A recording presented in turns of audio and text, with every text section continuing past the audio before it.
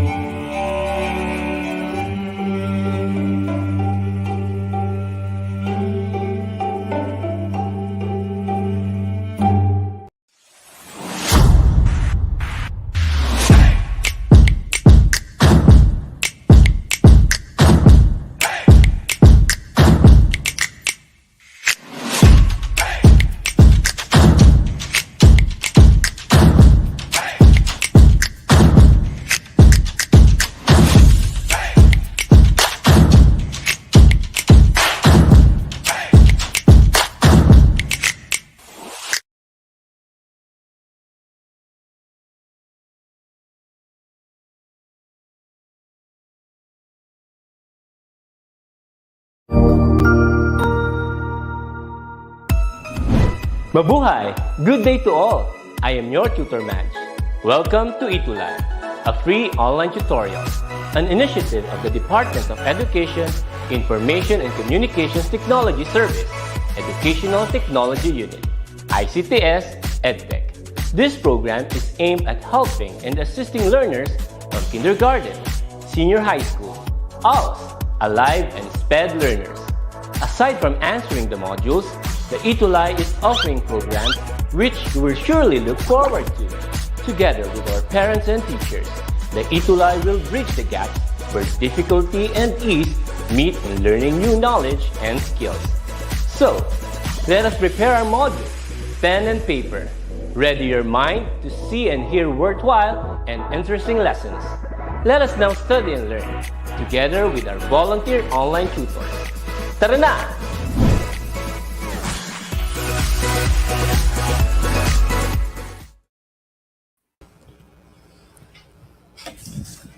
Hello, Tutor Kit. Good afternoon. Hello! Good afternoon, Tutor Jerry. Kumusta ka naman? Okay na okay, Tutor Kit. How about you? Okay naman ako. Medyo maulan-ulan, makulimlim dito. Siguro sa inyo rin. Pero walang makakapigil sa creative nonfiction. Yes, walang makakapigil sa creative nonfiction this afternoon. Yan. And of course, we would like to thank everyone, no, na nanonood ngayon. 4 pa lang nanonood sa atin, no? Si Maui yung nauuna, si Enrico, si Joseph. But hey, guys, make sure na i-share ninyo sa inyong mga GC, sa inyong mga classmates sa ating session so that dumami tayo. Ayan. Yes. Kailangan nating dumami, Tutor Kit. Para sa ekonomiya. Para sa ekonomiya ng Pilipinas. Okay. So, oras na naman para mag-shout out tayo before we begin. So, Tutor Jerry, Yes. may gusto ka ba i-shout out dyan? Yes. Yes. A quick shout out sa mga school heads ng San Mariano 1 District and San Mariano 2 na nagkaroon kanina ng training workshop on the crafting ng kanilang AIP at work and financial plan. Hello po sa inyong lahat. Hello, wow. How about you, Tutor Kit? Of course, hello din sa mga teachers, ng Cristo Rey High School sa Capas Tarlac under SDO Tarlac Province.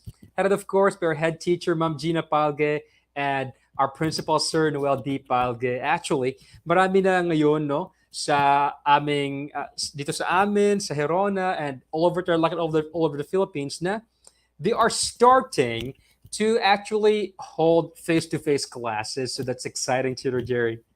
Yes. Same with the division of Isabela, Tutor Kit. We are Yes. actually parang nasa kwan na kami. Uh, stage 2 ng preparation sa Nice. face-to-face. So we're slowly getting back, no? Katulad nung dati. So that's really exciting, Tutor Jerry. So, without further ado, welcome, guys, to Creative Yes. Nonfiction. We are here again, 4 o'clock to 4:40 p.m. every Tuesday, of course, at DepEd ETUlay, and also DepEd ETUlay for our Facebook group and also our YouTube channel. Channel. So, thank you. And now, Thank we are you. done, no, with our week 1. Tapos tayo doon. So, now, week 2 naman tayo at dumadami na tayo, Tutor Jerry. Yan. Yes, Tutor Kit. So week 2 Ayan. Tutor Kit is analyzing themes and techniques in a text. Yes. Okay. So it's a new adventure, Tutor Jerry, no? And before we move on, siguro, I would like to greet Emeraliza Viernes, Enrico Dalupan, Romnick Piano, Angelica Wenceslao. Sino pa dyan nakikita mo, Tutor Jerry, nanonood sa atin ngayon? Yes, we also have Mars Jane Collado, Tutor Kit, Yes. Raven, and Emerliza. Ayun. Mhm. Wala pa yung iba. Oo nga, pati sila Naghahanap pa ng internet JBC connection yan. Oo nga, naghahanap pa. Umakit pa sa ano, sa sa nyog. bundok. Oo. Okay. All right, guys. So, since we are on our week 2, last week we had a challenge. Ano ba yung challenge Yes. natin, Tutor Jerry, sa kanila last week? Last week challenge, Tutor Kit, is they have to write a short creative summary of what they have learned about creative nonfiction from our previous lesson, and they have to post it in our hashtag or new hashtag ETUlay Nonfiction. Yes, Ayan. that's right. And actually, we have selected 4 of the best entries, and rightfully so. So, Chiro Jerry, ready ka na ba na makita kung sino ating mga Yes. choosies of the week? Yes, Tutor Okay, Kit. Yan. And they will here they be are. receiving again 50 pesos worth of GCash. Nice. Ayan. Meron tayong sponsor si TPC. TBC. That's amazing, Ayan. Tutor Jerry. Okay, so congratulations kay Nestlin, kay Keith RG, Hazel, and Jomer. Let's actually take a look at their entries so we can get an understanding of what they did. Okay, so first, si Nestlin, no? Nestlin actually wrote an entire summary of what we discussed last week. Parang it's very comprehensive, very nice, and she didn't leave out like any like details. It was very complete and very well done. Good job, Neslin. Kotang-kota si Neslin, Tutor Kit. Oh nga. And ayan, talagang hinighlight mo yung ginawa naman Oo. ni Kate RG Runas. Actually, this is about her reasons for writing nonfiction. Mhm. Basahin ko na lang yung naka-highlight.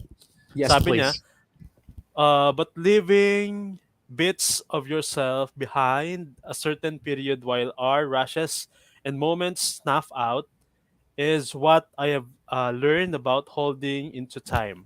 I can make it out of my ano to? Crocheting, Crocheting, parang gano'n. crocheting words, and my knitting sentences. Ang ganda ng mga words ni Oh, Kate RG. Nakakalula. totoo. Ayan, Okay. Tutor Kit. And I think very, very insightful ito, no? And it's Yeah, really apt for nonfiction, yung it's this kind of style of very writing.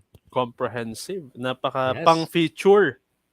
Totoo, pang feature talaga siya. And also Hazel G. Mateo. This is actually a lot shorter and but really comprehensive too.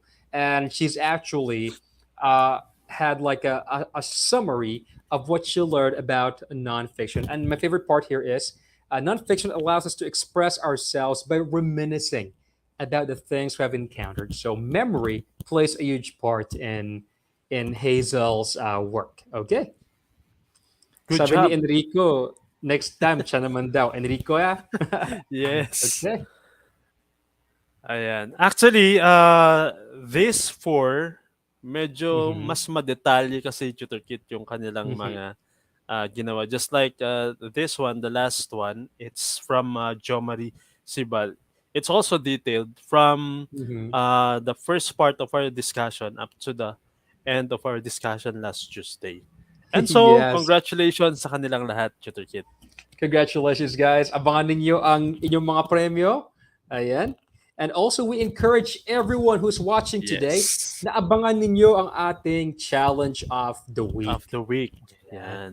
Para naman Okay. may chance kayo na mapili next time. Oo, sayang yung 50 pesos na GCash.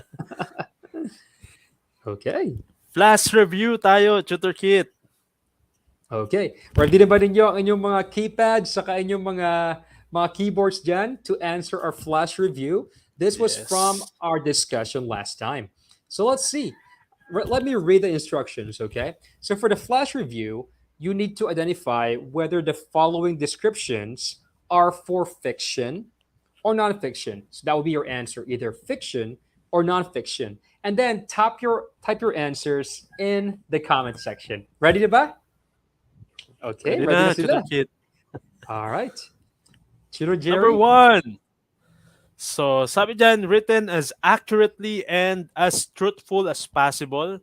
Research may be used to increase accuracy and credibility. So, is it fiction Ayun. or non-fiction? Yes, Ayan. what do you guys think? Okay. So sometimes if we're not sure kung ano talaga yung nangyari, we can actually perform some research so that we can be as accurate as we can. Yes. Yes. Mm-mm. Ayan. Some answers, Tutor Kit, non-fiction according to Jomari, Yes. Julian, Hazel, all of them actually answered Yes. non-fiction. Let's see if non-fiction nga siya. Correct. Joseph, Non-fiction. yes. Congrats, Joseph guys. also answered non-fiction. Yes, pati si Charmy, si Keith RG, at si at si Maui. Thank you. Good job, guys. Number two, Turo Nakinig Jerry. kayo. Nakinig Number sila. 2, the author creates and manipulates the plot based on his or her whim or imagination. Is it fiction or non-fiction? What do you think? Ayan. Enrico answered fiction. Ayan. Ang bilis ni Enrico. Tama kaya? Tama kaya? Let's see. Okay. So, let's see if it's actually non-fiction. Okay. It's actually fiction. Fiction. Very good. Okay. Very good. Very good, guys. Very good, Joe Marie. Very good, Hazel. If you're an author and you just create stuff, no, or just manipulate the plot based on your imagination, so it's fiction. Next, Churo Jerry. Third, ilan na kayang viewers natin, Tutor Kit? We Dialogue have is 43. yun. Dialogue is written verbatim, word for word, or recreated to the best of the author's memory. Again, fiction ba yan or non-fiction? Yun ba yung dialogue, kung ano yung narinig mo, yun talaga yung isusulat mo, word for word or verbatim. Ayan. Ano kaya, no? Nanguna si Enrico, non-fiction. Non-fiction ba? Sino pa yung Is it nagsagot, Chiro non-fiction? Jerry? Joseph. too. Yes. Myra, Tutor Kit. Marisa. And Charmy as well. So maybe let's reveal now the answer. And the answer is actually, yes, non-fiction. Okay, number 4. Number 4, the personalities of the characters are as they are in the real life scenario. Yan. Is it Yes. fiction or non-fiction? So the characters that we have in nonfiction like texts, they not only resemble, but they are totally are the exact same personality as the characters in real life. Ayan. Ano kaya? Ang bilis nila, Tutor Kit. Ang bilis nga nila, pero medyo nahuhuli ata yung ano ko. Sure, Jerry. Non-fiction is, kuha na sila. Halo-halo na yung kanilang sagot, Tutor Halo-halo Kit. na, ayun na. Sabi ni Angelica, Nagkatalo na. non-fiction. Mhm. Sabi ni Charmy, non-fiction din. Sabi ni Joseph, fiction. So let's see, Sir Jerry, kung ano talaga yung sagot. And the answer is non-fiction. Yes. Ayan. Thank you. So remember, guys, it's actually fiction if the characters are like a combination of different characteristics. They are based on real life. Pero if you basically lift a real life person and put them on the page of your text, then non-fiction siya. Thank you so much sa lahat ng sumagot. Good job, guys. Good job. At kinain ng 10 minutes yung ating last review, Tutor Kit. Grabe Ang bilis, kabilis. Tutor Kit. Yes. Okay. Well, anyways, we now go to our discussion about analyzing themes and techniques, guys. And hopefully makinig kayo ngayong araw na ito because we will teach you how to do exactly the analysis ng themes and techniques. And to start that off, maybe we would have to first understand and describe what is theme and what And is techniques. technique. Okay, let's Yeah. see, Tutor Jerry. Yeah. Nag-effort na naman si Tutor Kit dito sa ating PowerPoint. Ayan. So, Tutor Kit, theme. The definition of theme and our ano to? Our source is the main idea or underlying meaning a writer explores in a novel, a short story, or other literary work. So you have the keywords, main idea, and then underlying meaning. That is theme. Yes, that's right. Actually, we have discussed this before in creative writing. And in every Yes. story, there is a theme. Usually, what I do to find out what the theme is after I read a story, I ask myself, what did I learn? What message did I receive, or what insights did I get after reading the story?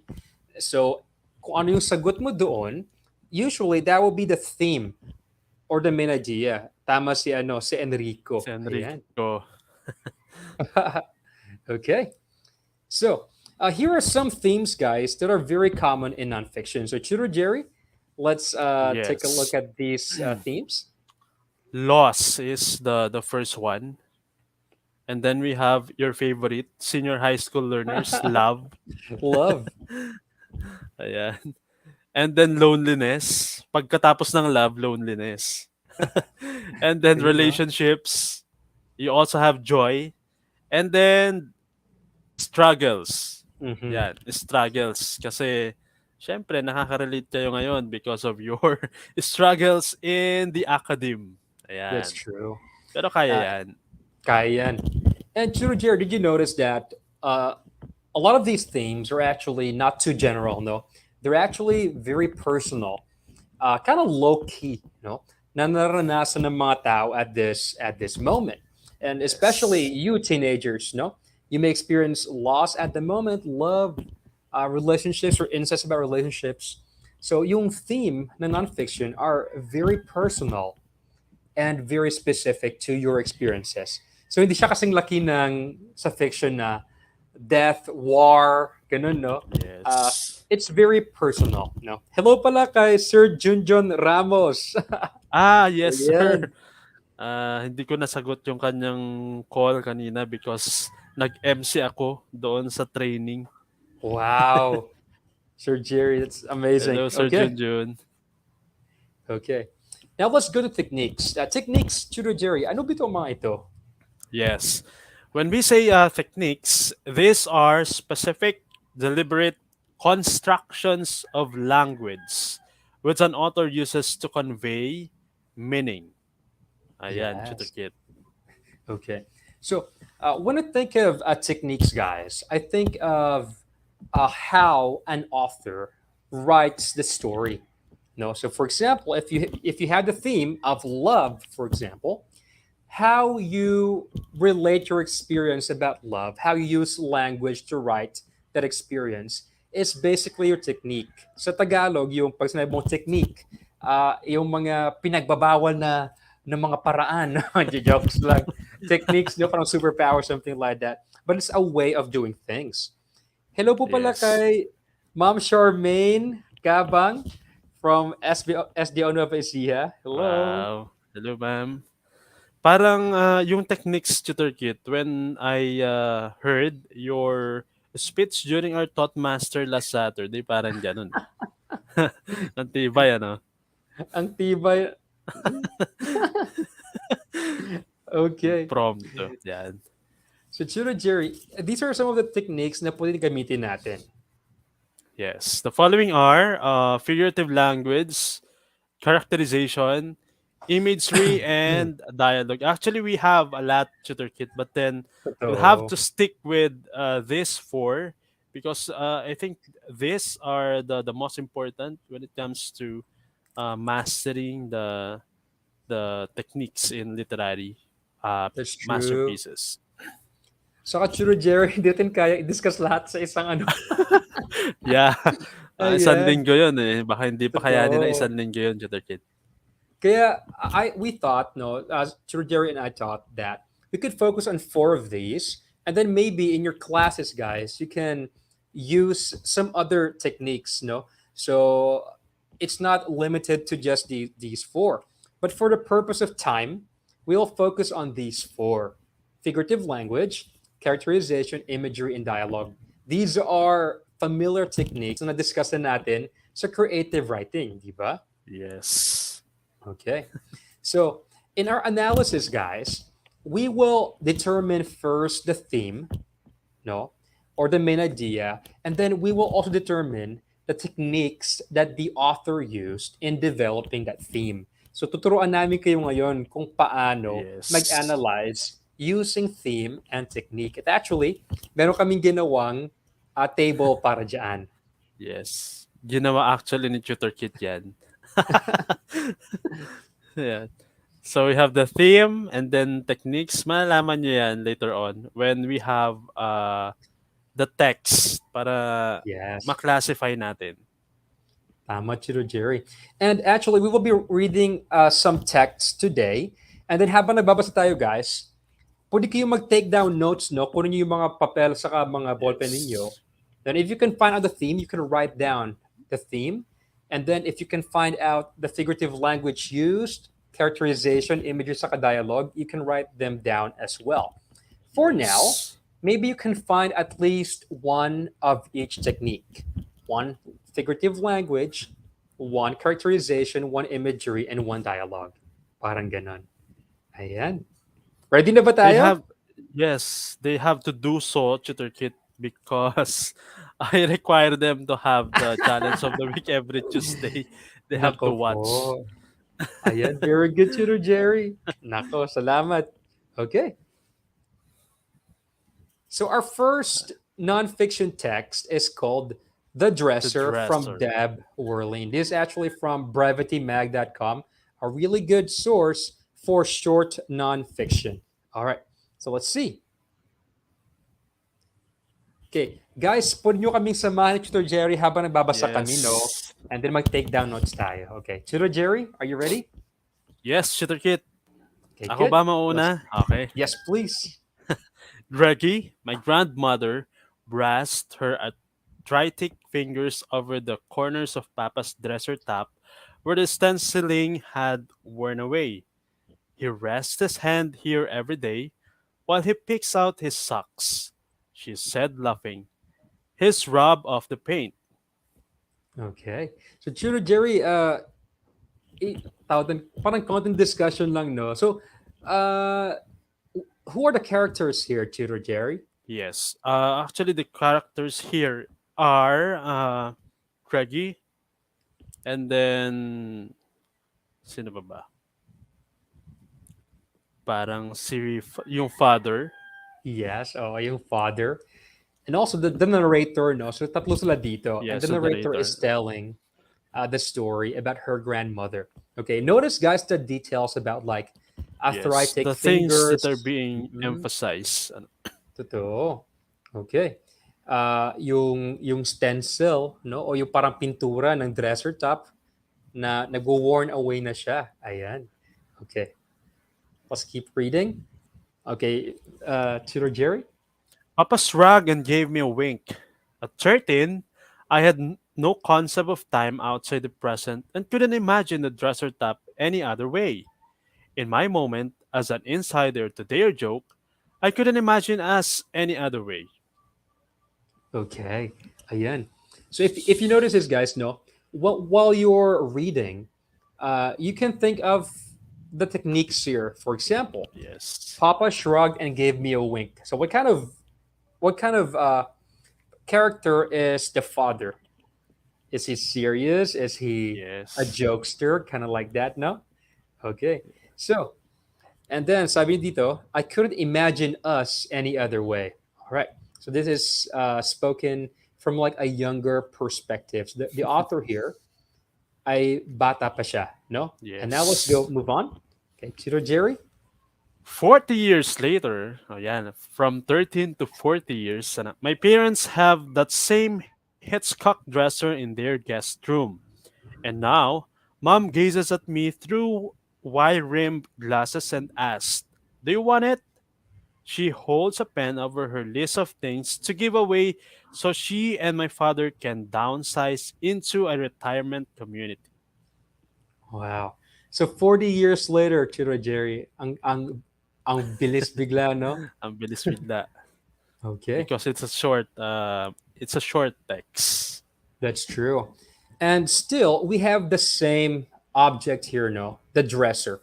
It's the same Yes. dresser. Hindi siya And the mom nawawala. now, di siya nawawala. And the mom now is asking, do you want it? Uh, Now, the reason why the mom is giving away this dresser ay para kasi the mom and the dad are now moving to a retirement community. Tanda na sila. Parang set up sa United States ano, Kid. Oo, parang gano'n, Chiro Jerry. So, bigla na lang, bata siya noong una, tapos bigla, matanda na sila. Yes. Mag-retire na sila. And then, Yeah. this is the final. Chiro I Jerry? look at the place where little painted hearts fade into a golden maple, where the act of living is so visibly a process of wearing. I place my hand on the spot and hold the pause for just a moment, long enough to bring Papa back to me, long enough to recognize with surprise how one crooked finger turns toward the wood. Okay. Ayan, Tutor Kid. Okay. Guys, this may be a difficult reading, no?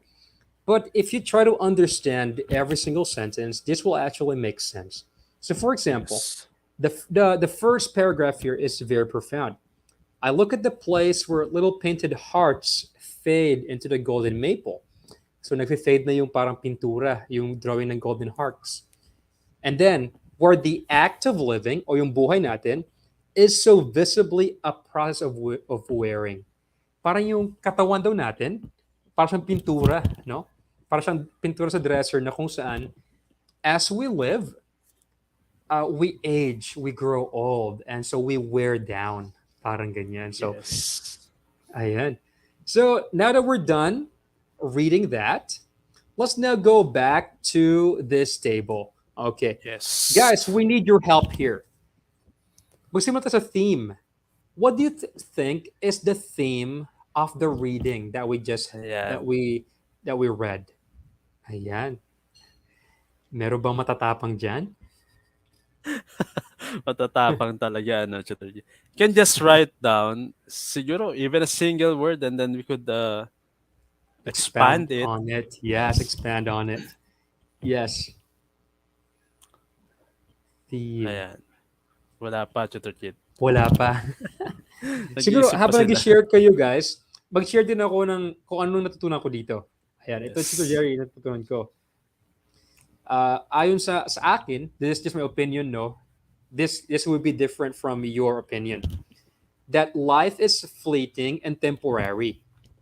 We wear and fade as we age. Ito yung, parang yun yung message, yung theme ng story para sa Yes. akin. Ikaw, Churo Jerry, para sa'yo, ano yung parang lesson ng story? Actually, Tutor Kid, isa lang yun eh. It has something to do with chains. Hindi natin Mhm. ma-stop. Walang borders na makaka-stop sa chains na mangyayari within our cycle, the cycle of our lives. That's true, Churo Ayan. Jerry, no? And honestly, we go back like last 10 years ago, wala pa akong wrinkles, wala pa akong ganito, masaya pa yung buhay, wala pa akong problema. Bakit Masaya pa ngayon? tayo. Maraming school works, paper works, pero nag-enjoy naman.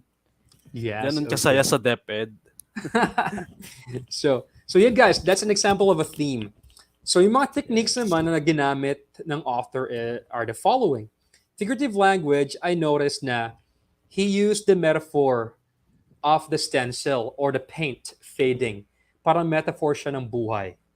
Parang ganon. Yes. Okay. And Churo Jerry, an example of characterization. Characterization, the narrator was innocent in the beginning, and then Mhm.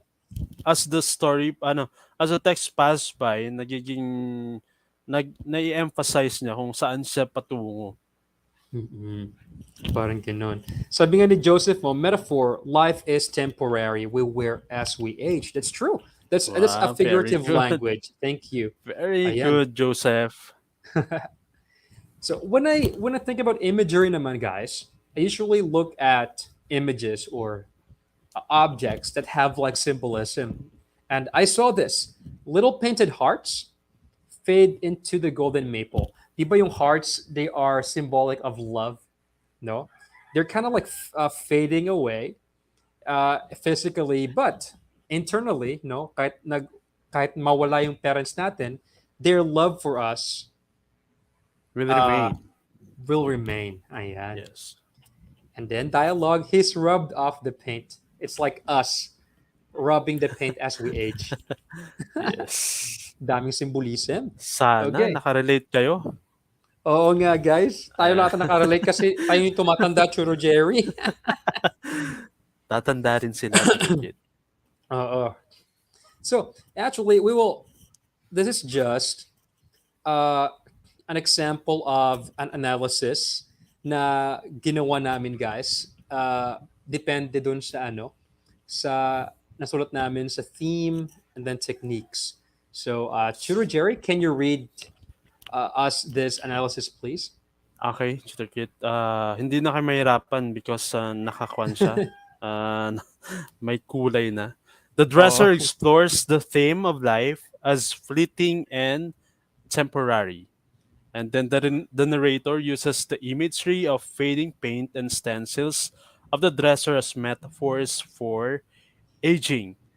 The narrator was an innocent and naive 13-year old at the beginning, and then later in the story, she realizes the full weight of age wearing down the people she loves when she saw the fading stencils on the dresser. So that's how you analyze your text later on. The text, our challenge actually, later Mhm. on. Yes. So you will be writing something like this. If you notice, guys, we started with your theme. You explained the theme. Afterwards, you explained how the narrator or the author used all of these techniques in order to explain the theme. Ayan. So, Yes. hindi mo kailangan ilagay lahat ng techniques. You can maybe choose two or three as long as you explain how the narrator did it. Ayan. So we will be reading another text, and this actually I wrote this actually, Chino Jerry. Okay, and Ganun katindi ang tutor kit. and hopefully you will like this. Yes, of course, tutor kit. Okay, Chino Jerry, let's. Oh, may sinabi si Neslin, sabi niya. Ay, pwede mong basahin, Chino Jerry? Yes, tutor Medyo kit. ma viral Sabi ako. niya, Aging is a part of our lives. It's inevitable, and we're all gonna go through this phase, carrying the luggage of our temporary memories as we embark to the other chapter of our existence. Parang Ah, kwan lang yan, beautiful. creative nonfiction. Pabago-bago tayo every week. Pero, That's meron true. tayong natututunan with That's true. our daily living. Yeah. And Ayan. that's what's Very important, good, no, sa Nestin. aging. Thank you, Neslin. All right. Let's now go to my mom cooks. And pareho kami ni Tutor Jerry no na mag-ano dyan, na magbabasa. Yes. Okay, let me read it this first and listen carefully. My mother would boil a pot full of coconut milk, gently simmering with bite-sized chicken, diced carrots, sayote, and potatoes. She called it Chicken Maryland. Hello, Ma'am Nova. Hi, Mom Biglang Nova. nag-pop up yung message Nakaka-pressure. ni... Yes. Next to the kit, it is a creamy ulam my siblings and I fight on the dining table over many a Sunday after church. Over discussions of who came late and how our dog Midnight dug another whole summer in the garden. Okay. So the best way, guys, to actually internalize this kind of text is to picture yourself in the same scenario as well. Nag-aaway ba kayo ng mga siblings nyo sa ulam? No, ano yung pinag-uusapan ninyo? So I'm just basically telling what we talk about as siblings here. Okay. This one. My mom would put a steaming bowl of on the table. Six greedy hands would snatch the ladle. Yung ano yung pansandok. I scoop Six a cup greedy of hands. steaming rice. Oo nga. Push the carrots, sayote, and potatoes to the side of the plate and eat the chicken bits. Sinabi ko to kasi hindi ako kumakain ng gulay. Nabuking Tutor Kit. Oh, pero that's a good detail, guys. It shows kung ano yung personality mo. No, so all right, next, Tutor Jerry. Eat your veggies, Kit. My mom would quip. Ayan Nabuking ka na rito, Tutor Kit. I would make a face, then eat some potatoes. She would eat the carrots herself. She eats last. Yeah, she eats last. On rainy Sundays, when our church shoes are out of the kitchen, half wet in mud and rainwater, she would cook sinigang. The house would smell sweet and tangy as she adds crushed sampalok and sili to her concoction. Beads of sweat would dot her forehead from the steam. A strand of hair would twirl on her face like tentacles as she wipes her forehead with her shirt. Na-imagine ko tuloy habang Oh, di kumakain ba? ng sinigang. Would dig in dipping the tender meat cuts into a saucer of patis. She'd eat last. Ayan. Okay. Parang nagugutom tuloy ako sa turkey sa Ako rin, sinigang. Tutor Jerry. If you notice, guys, inulit ko yung she'd eat last. Okay, so because I wanted to prove a point here. One time, I asked her casually between mouthfuls of her nilagang baboy just why she'd eat last. She shrugged, scooped some potatoes from the bowl, and put them on my plate. I stabbed one with a fork and took a bite. So good, I told her. I love your cooking, Mom. She stared at me, a smile forming on her lips. This is why I ate last, she answered. Okay, that's Ang the end. galing. The end. Okay, so once again, we will now uncover, no, ano ba yung theme? What are the techniques that the author used in discussing this theme? Okay. So, dahil wala tayong oras masyado, For 34, Tutor Kit. oo nga, we will reveal the theme. But remember, guys, pwedeng iba yung theme ko sa theme ninyo. Kung ano yung natutunan ninyo, Yes. it's totally fine. So for me, this is the theme. A mother's cooking is a form of selfless love and service to her kids. Doon pinapakita ng nanay ko yung kanyang pagmamahal. Ayan. So sabi ni Enrico, she likes vegetables and soup. Pwede rin yun siguro. Ayan. Yes. Okay. All right. So, Tutor Jerry, what about our techniques? Yes. First, we have the figurative language, synecdoche, I think it's the yes. hands grabbing the ladle. Yes, sir. Ayan. Okay. Ano bang For synecdoche, corrector, Tutor Kit? parang ano siya, synecdoche, parang ganun. Ah, Synecdoche. Synecdoche, synecdoche of friends. yes. Parang. Parang Synecdoche sa means, Filipino, ano to? ano, Ano ba sa Filipino yan, Tutor Kit? parang ano siya, sir, kapag, parang part ng katawan, nire-represent niya ang mga tao. Ah, So, for example, yung greedy eyes looked at the yes. food. So, alam natin na hindi siya yung lumulutang na mata, kundi mga tao siya. Pero sinasabi lang natin ay part lang ng tao. Ayan. Okay. Now, guys, for characterization, the mom is selfless and enjoys serving her kids. Ito lang yun ako. Kumuha ako ng isang character, and then I told you uh, what kind of character she is. And then for imagery, gusto ko yung image ng mom ko na nagpapawis siya habang nagluluto. Kasi it means na pinaghihirapan talaga niya. And Yes. then yung last tutor, Jerry, This is why I ate last. That's a dialogue. Madali niyong classify yan because of the quotation marks. yes. And honestly, for dialogue, guys, you look for repeated dialogues. Yes. Ayan. And this is an example, no? My mom cooks discusses the author's mom's selfless love and sacrifice to her children through cooking. And this is actually the theme. The image of the mom sweaty while cooking symbolizes her willingness to sacrifice for her children.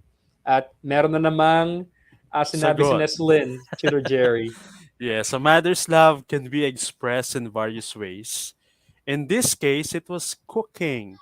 Moreover, our mothers always wanted to put their self last, thinking of their children's happiness first. Wow. Ah, nakarelate My si Nestlin. gosh. Neslin, this is actually an That's actually true, amazing yeah. analysis. Great job. Parang, pwede ba natin maging guest si Neslin next time, Oo Tutor nga eh. Jerry? Ay, nako. Yes, I'm going to invite you, Neslin, next Tuesday. And for your internet connection, dun ka sa Comlab para wala kang lusot. Yes. True. Yes. Okay. And that's actually the last part, no, of our topic. Hopefully, you can review this video again, guys, so that you will know how to form an analysis of a creative nonfiction text. But for now, this is our challenge of the week. Tutor Jerry, do the honors, please. Yes. Dito ako naloka nung last time. Analyze this vignette. Ayan. Using the theme plus technique formula we learned today. And then you're going to write one paragraph of analysis and post it on your social media using, of course, the hashtag ETUlay Nonfiction. Pwede nyo siyang kulayan, actually. Yes. Your classification you could use colors para Mm-mm. alam namin yung the way you analyze the text, the True. vignette. Yeah. Okay. Basta may theme and then ilang techniques kung paano siya ginawa, we will honor that. Actually, what Neslin Yes. did was really great. Okay. And here is the text, no? Okay. Pwede nilang i-kwan, screenshot. Yes. Yes. Okay, screenshotting you guys. And this is actually a true story. Okay. It's a story And from yours again, Tutor Kit. yes, from my experience again. Galing. Okay. And actually, we will post this on the ETUlay page under the hashtag ETUlay Nonfiction as well. So you can find it easily. Good. Okay. So, Tutor Jerry, we would like to end this session Session. with this quote. Okay, Tutor Jerry. We must have a theme, a goal, and a purpose in our lives. If you don't know where you're aiming, and then you don't have a goal. Okay. Yung explanation, Hopefully- syempre, ibabato ko sa'yo, Tutor Kit. Hopefully, guys, when you're looking for themes, right? Hopefully, the theme of your day today is happiness, joy, and success. Hopefully. But kung ang Yes. theme nyo today is sadness or pain, please hang in there, no? And tomorrow is a new day, and you can turn that Yes. sadness into happiness and joy. All right. Thank you, Chiro Jerry, and thank you, everyone. Thank and you, thank you. everyone. Salamat sa mga senior high school Yes. learners na sumabaybay sa atin at nakipag-participate today, Tutor Kit. Yes. Thank you. And hopefully you will join us again next week. Next week. Goodbye, guys. Bye, Tutor Jerry. Bye, Tutor Kit. Oh, saktong 4:40.